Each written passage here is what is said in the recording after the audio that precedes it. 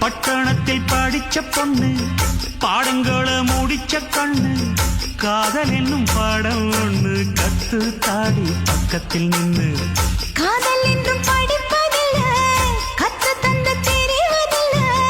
வண்டு வந்து சேர உன்ன வாத்தியார தேவையில்லை மின்னலுக்கு என்ன சேல அத விசிறி போடு கீழே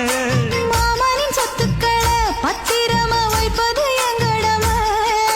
மன்மத சித்திரத்தை மூடி இங்கு வச்சதுதான் கொடுமை என்ன கண்ணால் கிள்ளுற கையால் அழுற காயம் பண்ணுறியே